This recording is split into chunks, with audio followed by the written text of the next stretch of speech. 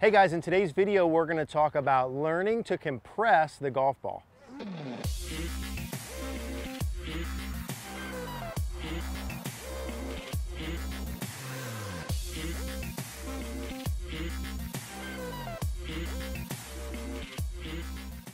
Hey guys, Eric here at the Bethlehem Golf Club. Want to talk to you today about learning to compress the golf ball.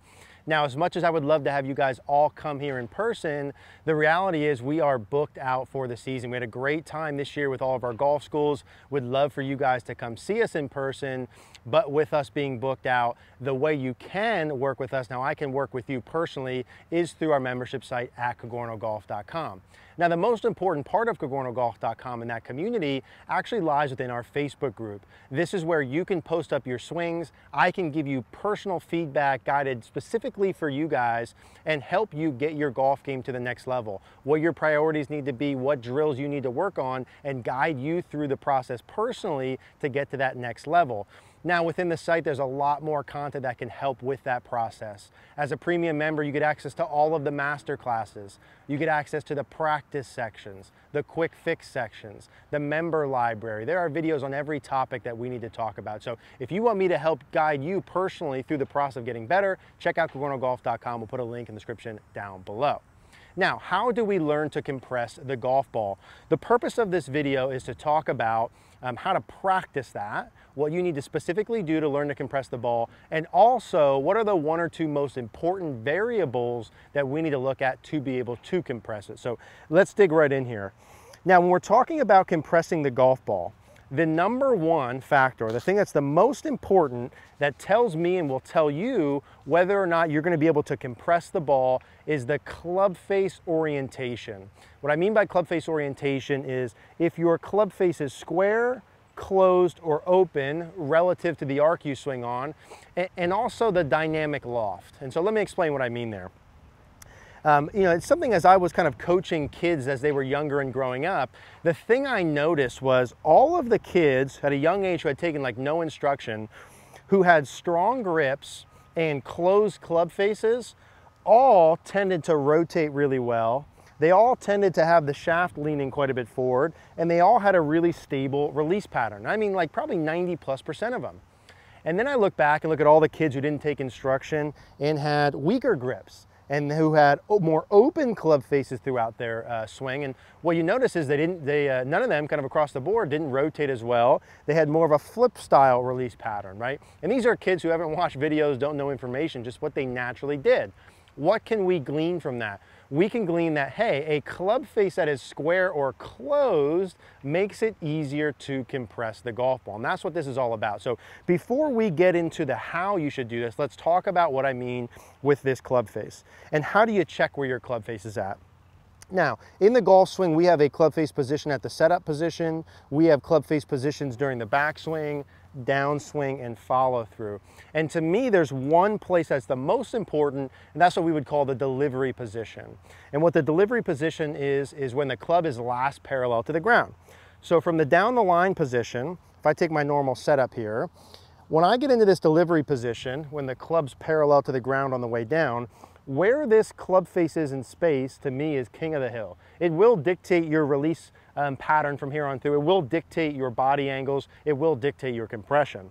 So if we look at this leading edge in space, what's square to the arc that we swing on is the club face being tilted down. Now, how far you tilt it down depends on some other variables. We're going to talk about those. But the goal here, if this is straight up and down, and this is about 45 degrees down, the goal is to reside somewhere between that kind of 5 degrees down and 45 degree down mark, from here to here. If you are straight toe up, that would be too open at that point and too much dynamic loft. From there, most of you will see a release pattern that looks something like this, where you're trying to square the face, no shaft lean standing up. If you're on this side of toe up, meaning the club face is more pointed towards the sky, or the leading edge is tilted back that way, you're in big time trouble, because that's a club face that's way too open. I see this a lot on the lesson tee, right, in the golf schools. If the club face is tilted here, when you come down, almost all of you from there are gonna flip to square the face. You're either gonna go really internal with your right shoulder, and or you're gonna have a flip motion, no shaft lean to square the face, okay? So the goal here is have the face tilted down some amount to hit into the ball, and that's how we would practice it. So before we dive into the details, let me just kind of show you what that would look like. And I'm going to preset some of these. I'm going to want to have the club face slightly tilted down right about there, and we're going to talk about how to do this and learn how to hit little half shots even from that pause position in the beginning. So I'll go here like this first, take my normal setup position. I'm going to come down, kind of go halfway back just to get a little momentum. I'm going to come down and preset the club tilted down, give myself a little bit of momentum, about 6 inches, and then learn how to hit on the way through. And I've got an 8-iron here that I anticipate I'll hit probably 110, 120 kind of yards. So we'll take normal setup, preset my little downswing with the face tilted down, look back to the ball, give myself some momentum, and then hit. Let's go ahead and do one. And what I'm looking to do from there is learn how to compress it. Now, where the face is at is gonna dictate how I do that. And you can do that in the beginning with a pause. We can take the pause out, we'll go through that. So let's start with where kind of we want the face to be, and then if you're on either side of that, what pieces you would need to do to match that club face. Okay, so once we get into our delivery position, let's start with if our club face is too open. Now, if you're lacking compression here, I would be willing to bet for the majority of you, your club face, if you kind of record yourself from down the line and pause it at this last parallel position, your club face is going to be kind of toe up or even up from toe up like this. Now, you can hit shots from here, and there are ways to compress it if you're toe up, but let's go through how to do it specifically. The error here, if you're toe up, is usually a throw. That means your left wrist goes towards cup or extension, your right wrist extends, and you have no shaft lean from face on. The more toe up you are here, the more, which I wouldn't recommend, but it's an option, the more you have to curl your left wrist under into flexion and add supination or rotation of the lead arm to square the face, okay? So if you're toe up here, what you need to do to release the club is take this left hand and bow it down and curl it, like so. That is how you match that release pattern. So if I go ahead and demonstrate one of those, I'm gonna have the club kind of here, toe up, and then I'm gonna curl, get this little logo more pointed down and forward as I'm rotating that forearm, like I'm doing a forearm curl as I'm turning. So more toe up, more curl down. I can do that and I can compress the ball. Like I struck that nicely, but with that toe up, I can't have this like real passive hold on release pattern. I need to actively curl that under. And you can do it. There's guys that win tour events like that. It's not incorrect. Now, that does mean, again, you're not gonna have kind of a passive release or that club face is gonna be rotating a lot at the bottom. Now, is that my preference to have your club face rotating a lot at the bottom? No, it's not. But if my choices are, learn how to do that and curl it under and at least hit it solid and on target with a lot of club face rotation, or leave this open and have a hold on release and hit it nowhere to the right, I'd rather you have a lot of club face rotation, at least compress it. This is what we talk a lot, guys, about, well, what should your release pattern be? Well, it depends on where you're coming from. Now you might say, well, why not just learn to tilt it down? We're gonna talk about that, that's an option, but not all of you guys are gonna be able to accomplish that, or you don't have enough time to do it, whatever, and you're gonna keep this, that's fine. Learn how to curl this under when you go. Now, how could you do that? There's two main tools I would work with. Number one would just be a regular hanger. And we've done videos on this before, my favorite compression drill and some other videos. And if you take the hanger and we put it on the left side of the club, I get the hanger pointed, I don't know, let's say 20, 30 degrees to the right here at my setup position. And the goal is to use this and learn how to create the wrist conditions on the way down. So here I want to crank that hanger down. Let's say I'm even neutral here actually. Let's say I'm here, so I'm neutral, club face is tilted up, and let's say I don't like this, but I want to learn how to compress it. From here through, I'm going to press this upper part of the hanger up against my left arm. I'm curling my knuckles down.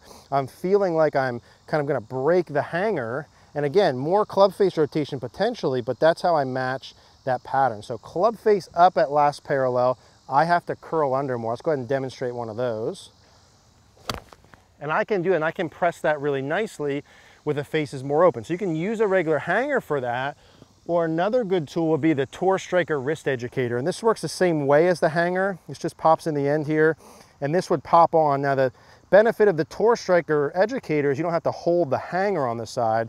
This side tilt up about 20 degrees to the right again, get myself with the face toe up, and then push against this educator on the way down and hit little half shots. So the takeaway of this segment is if you want to compress the ball and your club face is straight toe up or even more, your only option, if you're going to keep that position there, is you have got to curl your left wrist under and add forearm rotation. Now, let's say you don't want to keep that position, you want to fix it, or you're someone who's more square. Let's talk about how to match that pattern. Okay, so let's continue talking compression here. Now, let's say you have this toe up or open position and you want to fix it, or you are someone who's already tilted down. Well, if you're already someone who's tilted down, you're kind of ahead of the game here because you can learn how to release with that pattern. Again, the idea here being the more you're tilted down at last parallel, the less you have to do with your arms, hands, wrist conditions on the way through. If I'm already tilted down here, my club face is square, I don't have to curl this under and add supination. I can, okay, I better have a lot of rotation to match that or I'm gonna go low left. I don't have to do as much. This is to the point where you watch guys like Dustin Johnson, like Brooks Koepka, like Victor Hovland, who have the club face tilted down like this, and they have these beautiful release patterns. They don't have that club face tilted down because they have beautiful release patterns. They have beautiful release patterns because they have that club face tilted down. And if you can get the face tilted down and learn how to hit shots here, that's how you can build everything. You can build shaft lean, you can build compression, body rotation, pivot bends, the whole 9 yards can come from just the face. So how would you start that? Well, obviously from here, and like anything, I'm gonna keep saying it, but hopefully, but you have to have video on at this point. You can't just guess at this stuff. So I'm gonna go back, and I'm not talking takeaway, okay?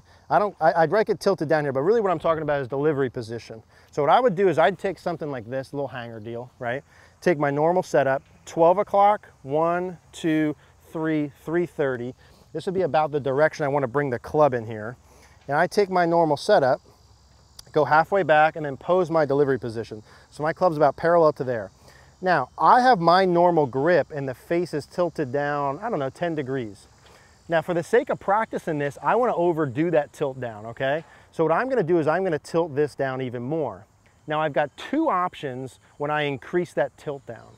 I can either keep my grip the same and curl my left wrist down, or I can keep my wrist conditions the same and change and strengthen my grip. I'm gonna choose to strengthen my grip, and maybe we'll even do both of these. You're gonna kind of reach a point here where you get here and you're like, hey, if I curl it under, like, hey man, that's really hard for me to do there. That's kind of difficult, I don't think I can do that. That's no big deal. You can keep your wrist condition the same, just strengthen your grip, okay? Literally move your grip on the club. Now I have still neutral grip conditions and the face is way tilted down. I can just transport that through impact. So anyway, take my normal setup position. I'm gonna actually strengthen my grip a little just for the sake of the drill. So my V's are like beyond my right shoulder. I'm gonna get the face tilted down at 330, okay? So that's tilted probably close to 40 degrees. I'm gonna make a backswing where I feel like I go only an inch or two, and then I'm gonna try and compress the ball from there. So what am I gonna do from here?